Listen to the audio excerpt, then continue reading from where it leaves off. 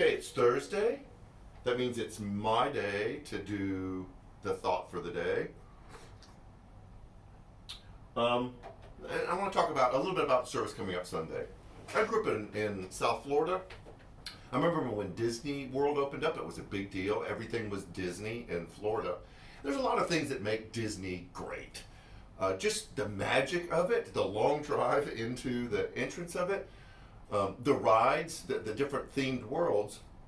But one of the things that makes Disney World really interesting are the characters from all of their movies that work their way around the park. You can either make appointments or they just float around the park and you can have your picture taken with them. Since they have purchased Pixar, that all of the great characters from the Pixar movies are available to have your picture taken with. Up, Toy Story, I mean, all of them. And one of the movies that's one of my favorite Pixar movies is Inside Out. If you haven't seen Inside Out, it's a great movie for kids because just the way the story goes and all of the movement in it. But it is an unbelievable movie for adults. And it's one of those things you want to watch twice because of all the depth and meaning in it.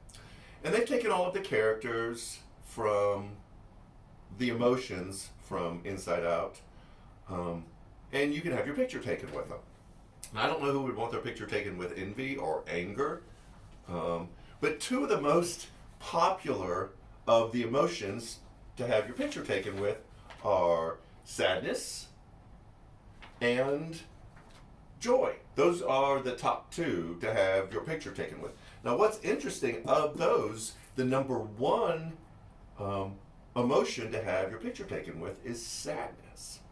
And what Disney is discovering is there's something really unusual that happens with the people who have their picture taken with sadness. The line is always way longer than it is for joy, and to have their picture taken, there is this odd, deep connection that happens when people finally come up to her to have their picture taken. And they tell stories of differently abled people in wheelchairs who come up and they hold Sadness's hand, and you can see this bond. Like, here's the visible expression of what I feel and struggle with on the inside. And the connection with Sadness is unbelievable, and Disney's kind of blown away by how powerful that emotion, that character has become for people who need to have some way to express what's going on. I think the reason why that happens is, one, is we all do experience sadness, and it kind of isolates us, and we don't know how to express it, we don't know what to do with it. So that's why there's just this unusual bond with sadness. The other thing I think this points out is that joy is really difficult.